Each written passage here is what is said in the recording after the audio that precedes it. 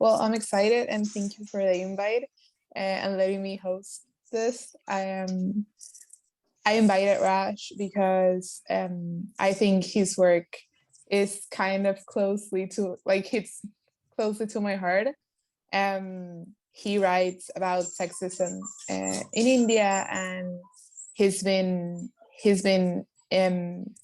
invested into some projects. Like he co-founded a TEDx company called Ministrypedia to help young Indian women learn about their periods in a healthy manner. He also produced a book of iconic Indian women to inspire young girls called She Can, You Can. And he's now writing Boyish, which is a newsletter where he shares positive stories of Indian men who basically define these male stereotypes by choosing their own life path. And I'm a writer as well in the foster community. I write a newsletter called Productive Growth, and I basically address subjects like productivity, management, and personal growth. But also I have like a personal newsletter called Girlsplaining, where I explain a bunch of things, and feminism is always like a key topic in those issues. So that's one of the reasons I feel like me and Raj have something in common. And I don't know if I missed anything in your introduction, Raj, that you want to address. No, I think that that sort of sums up the body of work that I have largely done. So thank you for that. Great. I'm gonna ask you some questions, and we're gonna have a conversation regarding these topics. And feel free to share whatever I missed if I missed any questions. So the first one is like, why did you decide to start writing about sexism and gender inequality? Yeah, so I think like for me, it did not necessarily start with those words in my mind. And I like in terms of my story, I largely got lucky that the problem found me rather than me sort of finding the problem. And because a lot of my background is very sort of a typical STEM engineering related background, but sort of about a decade back, and sort of early in my career, I kind of got jaded from the sort of mainstream work I was doing and decided to take some time off to just explore other interesting work. And that's when, through a few friends of mine, the first project around educating young girls about puberty and menstruation landed, and they wanted to collaborate together with me to produce something meaningful. And at that point, like two things happened, or rather, I guess hindsight is always perfect. So in hindsight, to me, two things happened for me, which is one, I was just shocked at my own immaturity or lack of knowledge around something which is as primal as menstruation. And two, I had a hard time reconciling the fact that what will I do on a project like this, which is like deeply feminine, it's an experience that I have like very little personal, experience of. Uh, in my family, I have an elder brother, so I have not necessarily grown around, sisters or sorts. So I have like no firsthand close experience of it as well. So it took me a hard and a long time to reconcile that, am I good enough, or am I like supposed to be working on this on this aspect or on this problem, right? Uh, but yeah, I would say what kept me coming back to it was, once again, just how primal and like how natural the problem was. Like there was never a point in my like 5 to 7 year period of working on that project where I was like, this is not a problem worth, because like the problem is really, really genuine, right? And rooted deeply in history, rooted deeply in cultures, uh, and sort of percolates I mean, we tried to address it for India first, but it's just widespread pretty much all over the world. So yeah, I hope that gives you some insight on that. Yeah, and I think like especially you said like you didn't have any sisters and like you didn't feel like you should be talking about it, and I Mhm. think that probably people also thought that way, Mhm. like especially now we have like the term mansplaining, and it's like what is this guy gonna tell me about my Mhm. menstruation, like what does he know? And I think it's pretty interesting that you address that topic and you actually like I imagine that you had to read a lot and like do a lot of research to actually attack this subject. And I was wondering like what was the impact Menstrupedia had on Indian women? Like, Sure. is there any story that you can share, something that impacted you and I'll let you know that you were doing the right thing? Hmm. Yeah, so I think first of all, luckily for once again in the story of me and Menstrupedia, so we started back in 2012. This whole, at least the terminology around mansplaining was not popular. The term mansplaining was not necessarily popular back then, and certainly not popular in the context of India. It might have been popular in the West. So, you know, that worked out really well for me because I wasn't really aware of that as a term, so less to worry about. But yeah, the education part was actually quite wonderful. It worked out really well for me, and I did have to educate myself quite a bit on where, like, how deeply rooted the problem is and how systemic it can be. uh, and in some way it made total sense because I felt like I'm catching up to an education that I had missed, right? So one quick story I have here for you is, as a child, when, like, in school, in sort of our class of biology, where we were supposed to learn about some of these topics, I think we were sort of segmented out into two different groups, like boys separately, girls separately. And boys were taught about sort of their reproductive system, and perhaps girls were taught about theirs. So there was not really an effort in school to educate, you know, about topics which are mutual in some sense. So, so long story short, I missed that as as a part of my curriculum or education in school. So it was interesting to approach this problem and this body of knowledge in sort of my adult life. At this point, I had a partner with me, so it was even more fascinating to see, how much I was lacking in just pure knowledge here. And I think that is largely true for a lot of India, I would say. And I largely classify myself as someone from an urban environment in India with sort of access to fairly high degree of education. Um, so I figured if people like me are uncomfortable talking about it, or uh, even behind the scenes basically don't have deep or any knowledge about it, then the people in, like, rural and suburban settings, how uh, not ready they are to really address this topic, right? Um, yeah, and all this led us to essentially discovering the format, which was essentially a comic book format for us. That's what we ended up choosing, because a comic book format is a very, like, from the get-go, is very friendly, it's very approachable, no matter who you are. You always assume comic books are leisurely reads.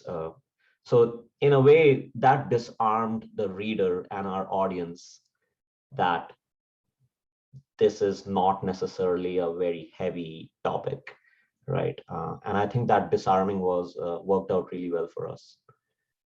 Yeah. you mentioned before that it kind of felt natural to you to talk about these topics after you were invited to be part of this project.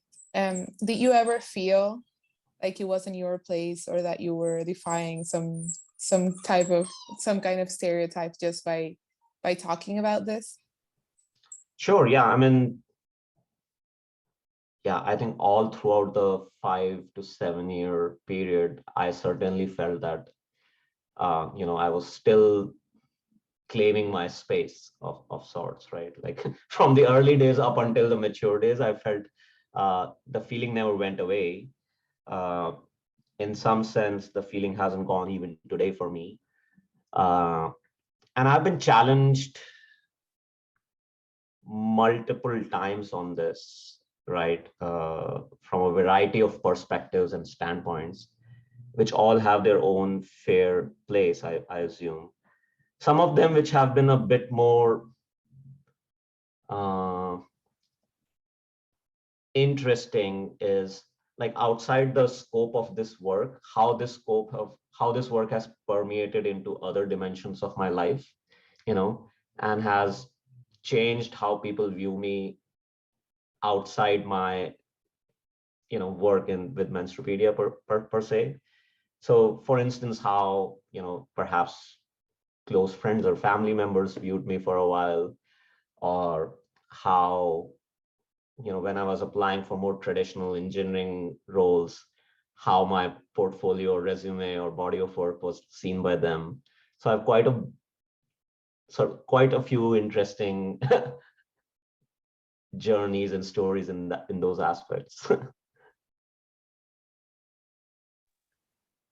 Can you tell me one of those stories, if you want, of course, like if you feel comfortable doing it? Sure.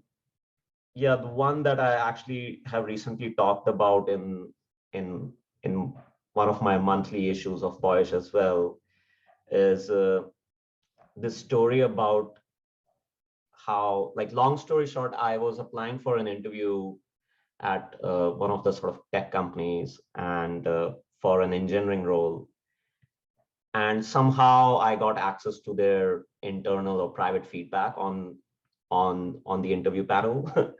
And it was just like heavily indexed on, and it was raw feedback. It wasn't even distilled, they hadn't even done the work to like distill it and like properly articulate it.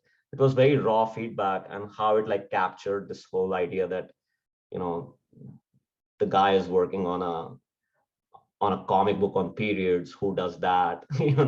And they were using this as an artifact to index whether I'm like analytically capable of doing the work that they would like me to do, right? So uh, I'll be honest, I think that at that point, obviously, I was very much hurt. But yeah, I think in hindsight, it worked out really well for me that I did not opt in to go down that route, or that opportunity did not emerge for me, because I do think that, this was year 5, year 6 of my time with Menstrupedia. So it was a core and central part of how I see my work. So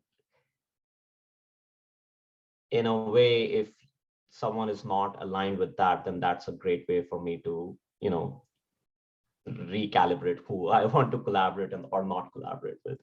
So in some sense, I'm like thankful they self-rejected themselves. Yeah, and I think that that's one of the biggest problems, right? Like when men also want to help like the cause and defy this gender roles that we perceive as a society, and like when the society shut them off, it's basically a way of them saying like, yeah, men should be men and nothing else. And I don't think that's true. So I'm also glad that that you didn't stop doing Ministrypedia due to this experience. And also, like, I think Boyish is a representation of who you are as well. Like, like the whole idea behind Boyish is that you share stories of these men who defied these gender roles, and I think you're doing it yourself just by writing about it. And like how do you deal with not living up to the other people expectations? Like, I'm Raj, I'm a man, and I also write about like sexism and that kind of stuff. Yeah. I guess when it comes to writing, the benefit of not like dealing with expectations is like writing is naturally a pretty solitary effort. So, you know, when I'm in the act of doing writing work, thankfully, just the nature of the work itself shields me from a ton of other things. But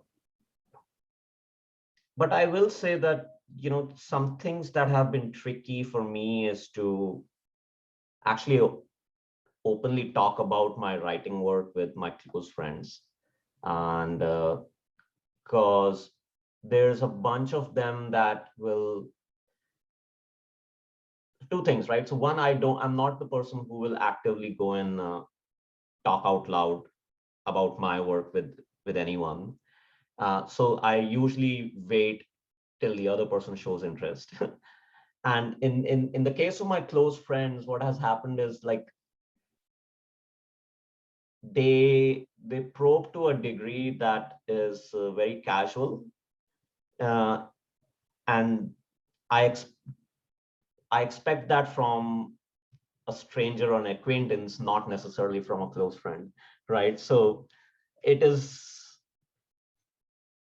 again, I feel in some sense the discomfort is on their side, not on my side, right? Like I'm in no discomfort not talking about my work. What I sense is like they are not comfortable talking about my work with me, you know. So that's sort of like how I think or view it.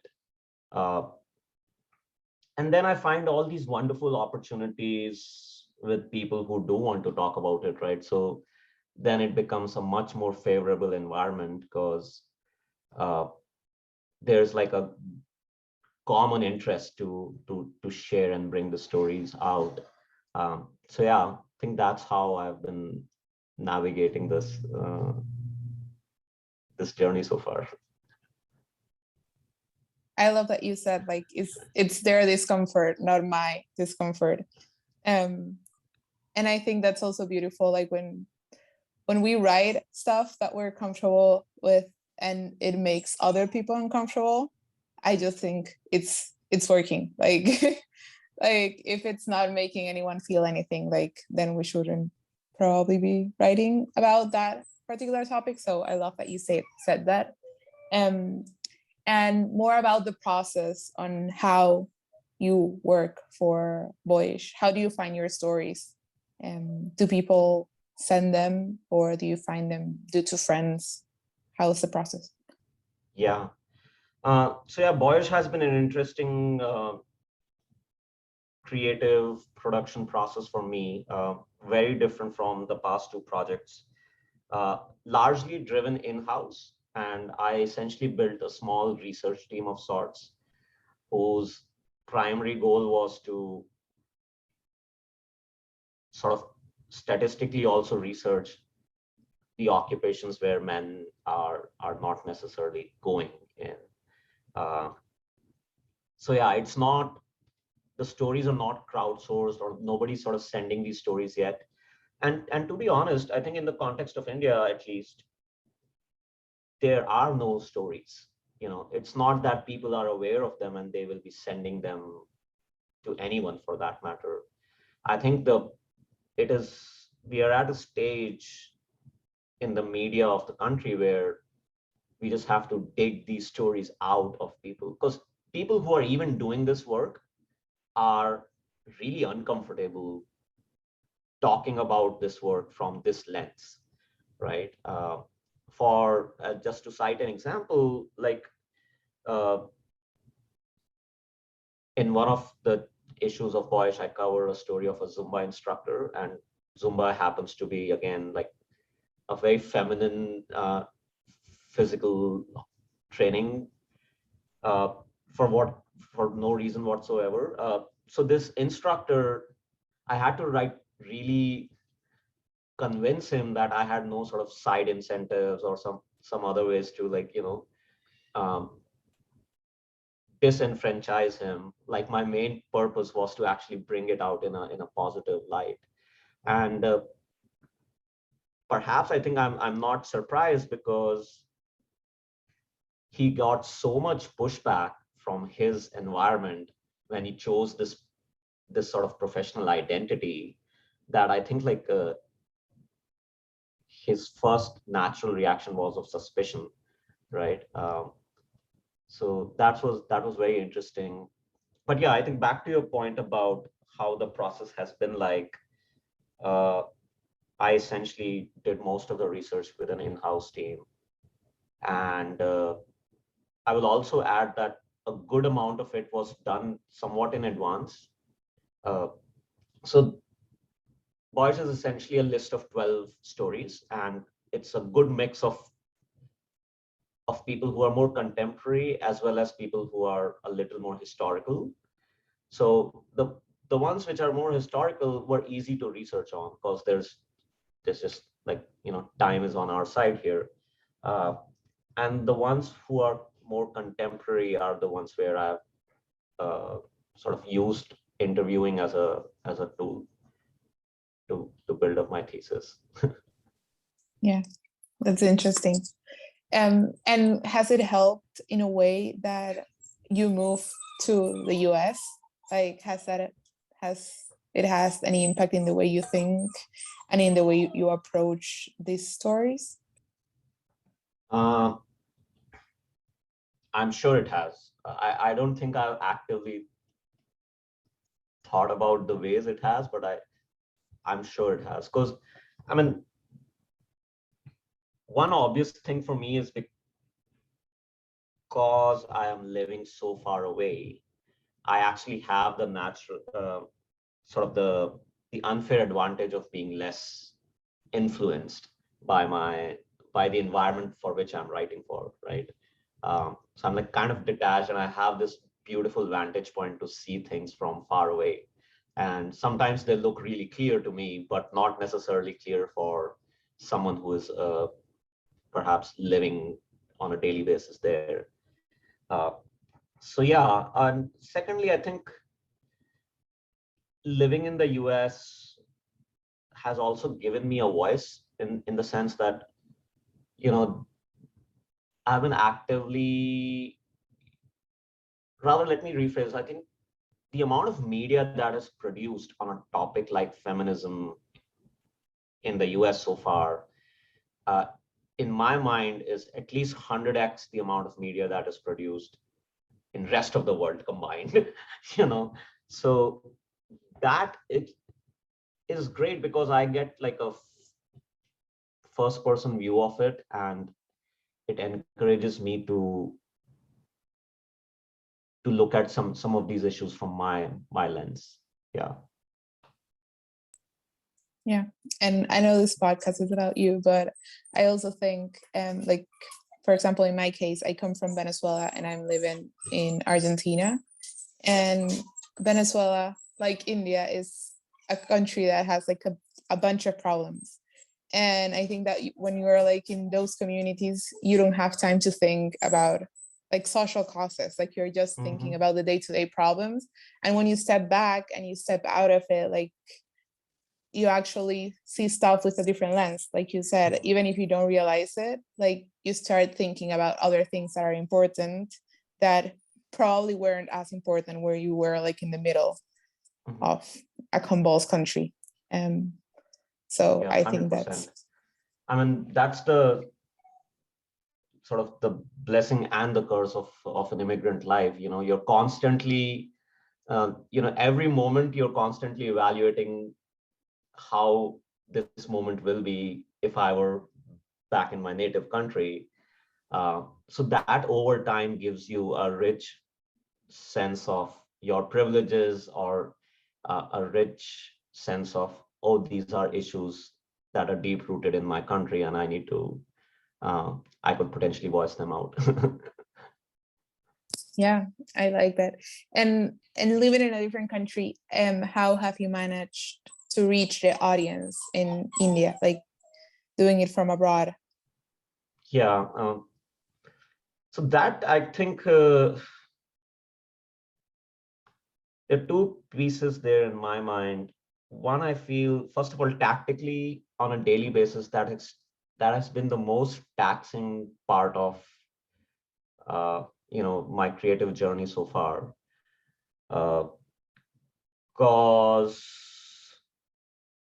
I mean, they're just like tactical issues like your time zone differences and whatnot that you have to deal with. Especially in the case of US and India, it's night and day difference. Uh, but I think like the other more philosophical issue that I tackled, at least for me, was that for a good portion of my journey, I was like, I'm outside, I don't have a viewpoint. I sort of self-rejected myself. Uh, and that I think was the bigger, deeper issue that I had to overcome. Because up until that point, when I had self-rejected myself by saying that, hey, I am living outside, so I don't get to participate in these issues at all, I was not seeking help. Uh, and it took me a long time to overcome that. And since I've done that, I find it's more manageable to really find my voice in a country where I'm not living in, right? And that is through some active effort on my own part. That is through certainly seeking help from people who are there. So luckily, in like for instance, in the case of Boyish, it has been produced more of a team effort with 3 to 4 people, and the rest of my team members have actively like brought them on board, and they are living in India. So you know that has tremendously helped as well. Yeah, but I think like the self-rejection really did hurt, and like was the one big thing stopping me. What did you do to stop that? uh, I don't know. I think for me it was a function of time. It just took me some time, right? Like to really absorb this self-reflection, rejection, and to realize that it doesn't really matter because the work needs to be done, right? Like whether I do it or someone else do it. And if someone can reject my work on the basis of that the work itself is wrong, that's a very valid argument that I'm happy to, discuss and debate and go back to. Uh, but yeah, I think like it just took me a lot of time. The other thing I will say is uh, I somehow got the courage to not self-reject when I actively got rejected a few times by others. So this one story I have, which is like like in the early stages of Voyage, as I was conceptualizing it, uh, and I had written like 3 or 4 stories down. I tried to hire somewhat of a gender expert in India to edit my work, and got the pushback that the work does not belong, that it is conceptually wrong and all of that. Uh, and that rejection really at least eliminated the self-rejection for me, because I'm like, I really want to now figure out, because Boyish is nothing but just a personal introspection of my own upbringing, right? So I I could be directionally wrong in some pieces, some small aspects of it, but broadly speaking, I feel Boyish is 100% on point because it is my personal context, So that's why I think like that really helped me uh, gain some courage to try pushing this out. I like that. And like you mentioned that your close friends aren't really comfortable talking about your work.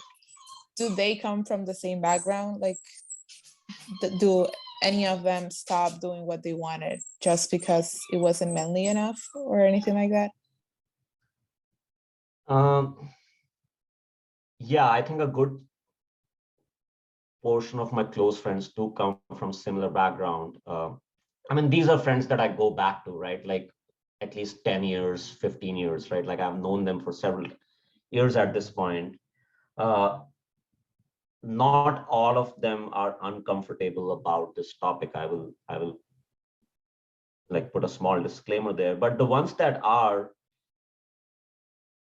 I again, I think like this is such a personal topic.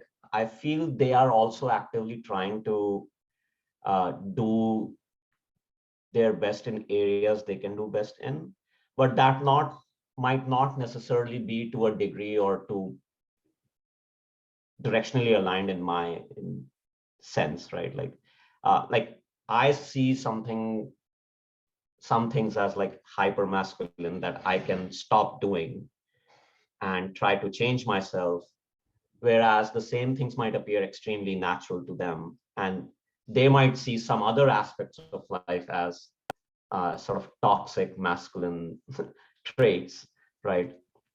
Uh, so yeah, a good, at least a few of my friends who are now fathers as well.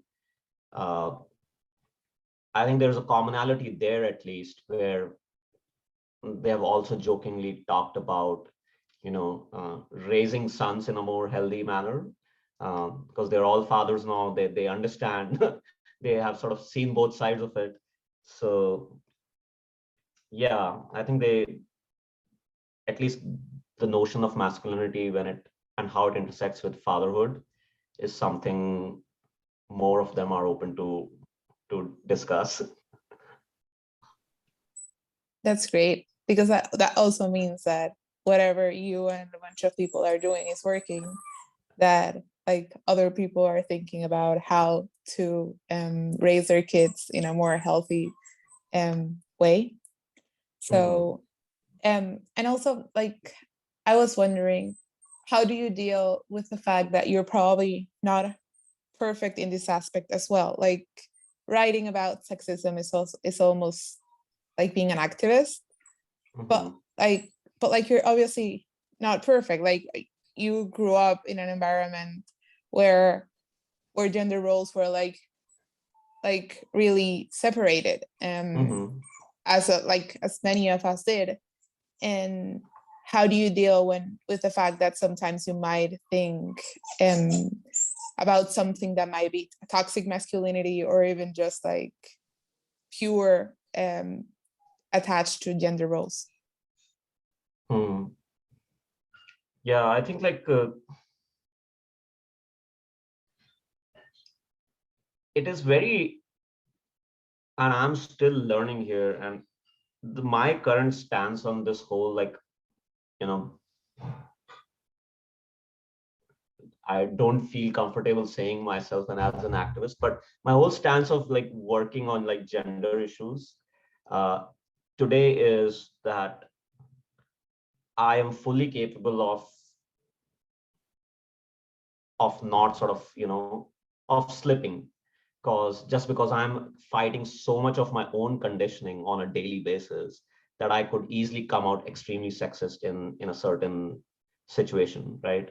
uh, the thing is like actively voicing that concern to myself first, and potentially to other people if they are like open to discussing this, really helps, cause it disarms me, it disarms them.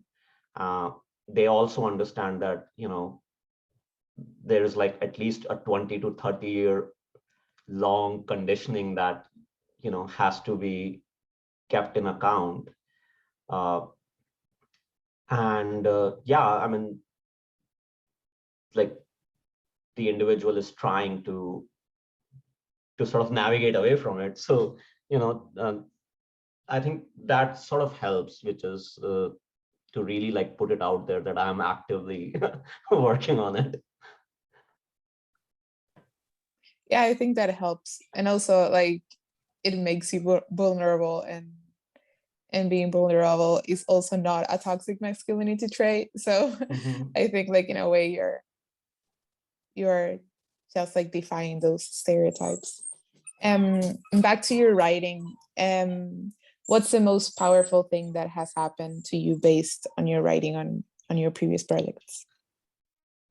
Uh, Writing wise, as I said, I'm just very happy that I hit publish button more often now. Less afraid to do so, less self-rejection. And some of the powerful things that have happened for me, uh, I mean, I'm just really enjoying the medium of email, because Boyish is delivered as a newsletter. Because what email does is, like, I've essentially built now a sort of um, pen friends over the course of a few months. So there are like a few folks that have repeatedly written to me, and I was saying that what email does is, as a consequence of the medium, it it sort of promotes long form feedback. So people are really able to write their own personal take on it, which is far more valuable than like a like or a heart on social media, in my opinion. It doesn't really give any feedback beyond that, okay, you liked it. Um, and that's been incredibly satisfying and powerful for me. Uh, there have been times where, I've not felt like writing, and a feedback emerges in my inbox, and I'm like excited to sit down and write some more. It's amazing, like the way you can touch people with your words, and see how something that you probably didn't think was going to resonate, see how it resonates on someone else. Yeah. um how does smashing success looks for Boyish? Smashing success for Boyish. For next year, smashing success is like the continuation of Boyish. So Boyish, as it stands today, ends this year. There are 12 issues, and I'm on issue 10. So in 2 months, that's a wrap. But I like smashing success for me will be essentially to bring out a season 2 of Voyage next year. And beyond next year, I hope it actually transforms into this platform for masculinity in India, right? There's basically no discourse on this topic.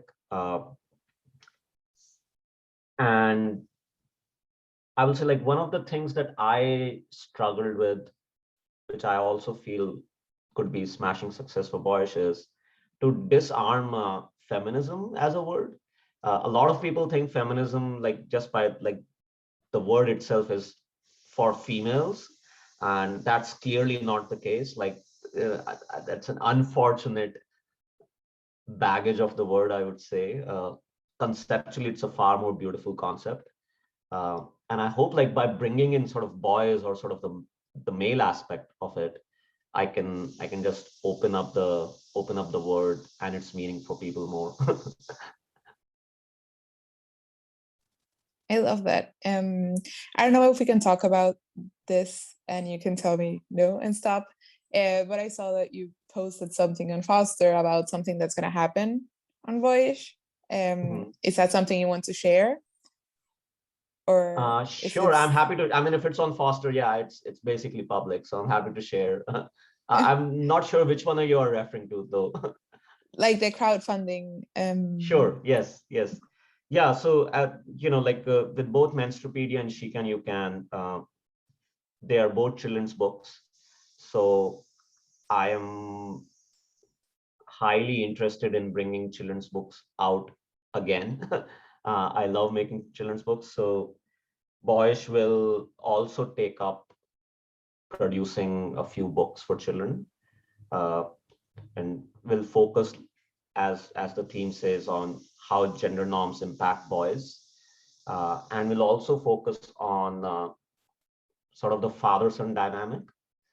It's a very stern dynamic in the context of India. Like a lot of Indian boys are raised by very like strict disciplinary dads, and I think there's an opportunity here to change that narrative a bit. So yeah, Boyish will be coming out with some of these books once again next year. That's my goal. And yeah, it's an interesting challenge because I will be stepping more into the role of a publisher in that context rather than an active writer. So I'm also sort of looking forward uh, to learn from sort of the difference from the opposite side of the coin. You know, the writer-publisher dynamic is always interesting. So yeah. Yeah, that's exciting. And how can people help make this happen? Yeah. So I believe my plan of action here is that as soon as sort of enough work emerges in the children's book division, I essentially want to open up pre-orders for the book. And, you know, like trade publishing in the division of children's books is extremely hard in India, right? Like as a society or as a culture, we don't necessarily value children's book that much, you know. So if you're a trade publisher who wants to publish and sell children's books, then it's a hard problem because a lot of people weigh them against academic books, and they always feel like, oh, academic books are worth spending money on, but why bother spending or bringing these books inside the house?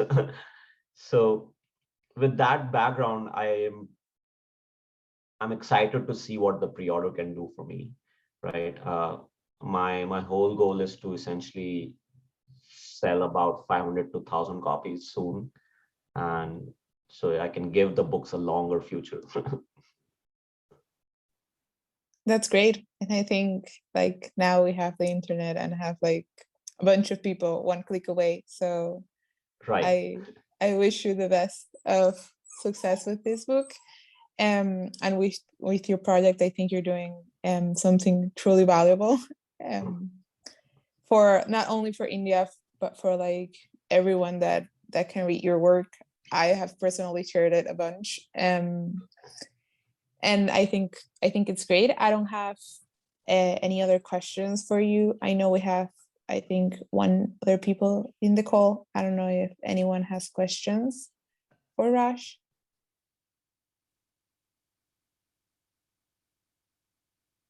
No, I guess not. Well, I wanted to thank you for joining me. It was, I liked talking to you and actually getting to know you better. And that's it from my end. I don't know if you want to add anything else regarding Boyish. No, not regarding Boyish, but I will say that thank you for, you know, taking the time to talk to me. It's always wonderful, and it's been, I'm just really happy in how this has progressed, especially because, you know, like over the last few months, we have developed a writer-editor relationship, thanks to Foster. And it's been incredible how much my writing has improved, thanks to feedback from you and some of the other members of Foster. So yeah, this was sort of a natural sort of step forward. I'm very happy, you know, I got to chat with you about Boyish. Yeah, and thank you for the time here today. Of course, it was so nice to have you. And David, I don't know if you have anything to wrap up. No, I'll just say, yeah, what an amazing conversation. Yeah, it's so fun, Rajat, to hear a little bit more of the backstory, having, you know, read all your work and of course, you know, working together. So, and thanks Camilla for running such a great interview. It was really awesome. Sure, right. Thank you for having us. Thank you all. All right. Take care. See you. Bye. Talk soon.